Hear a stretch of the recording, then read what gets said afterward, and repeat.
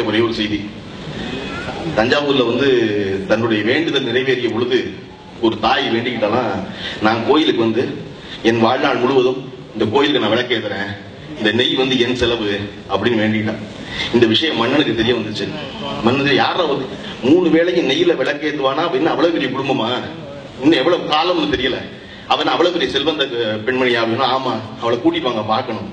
கூட்டு வந்தோன்னா மன்னன் கேட்கிறான் அவங்ககிட்ட, நீ என்னம்மா 3 வேளையும் கோயில்ல நெய் விளக்கு ஏத்துறேன்னு வேண்டிக்கிட்டியாமே, உன் வாழ்நாள் முழுவதும் எப்படி ஏத்துவ, பணம் இருக்கு அவ்வளவு அப்படின்னு. இருக்கு, எனக்கு தெரிஞ்ச 100 வருஷத்துக்கு நான் ஏத்துவேன்.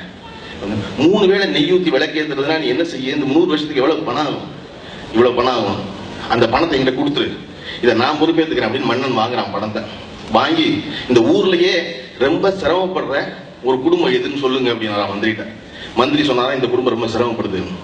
மன்னன் சொன்னாலும் அந்த பணத்தை அவன்கிட்ட கொடுத்து, ஒரு கோயிலுக்கு 3 வேளையும் நெய் தரணும் விளக்கேத்துறதுக்கு, அப்படின்னா உனக்கு என்ன வேணும், எனக்கு ஒரு 48 ஆடும் ஒரு கிடாயும் கொடுத்தீங்கன்னா போதும், அதை வச்சு நான் பால் கொடுத்து நெய்யாக்கி கொடுத்துருவேன். 48 ரூபா போதும் அப்படின்னா, இல்ல ஒரு கடா இருக்கு 2 வருஷம் இருந்துச்சுன்னா 48 96 ஆக்கிடுவேன், அதுல என் குடும்பம் பொழைச்சுக்கும், கோயிலுக்கு நெய் கொடுத்துருவேன். மன்னன் சொன்னா மந்திரியை கூப்பிட்டு, இதை 2 வருஷத்துக்கு ஆள் மாத்து, 2 வருஷத்துல இவனுக்கு எக்ஸ்ட்ரா 48 வருதுல ஆடு அவனை சேர்ந்தது, இந்த 48 ஆடு அடுத்த ஆளுக்கு மாத்து. அப்படியே மாத்தினா 50 வருஷத்துல இந்த ஊர்ல இருக்க எளியவர்கள் மேல் நோக்கி வந்துருவாங்க, அந்த பணக்கார பெண்ணுடைய பணத்தை பயன்படுத்துற மாதிரி இருக்கும். இங்க நான் குடும்பம் ஒரு 50 குடும்பம் மேல் நோக்கி வந்துரும் சொன்னா. சொன்ன மன்னர் ராஜராஜ சோழன்.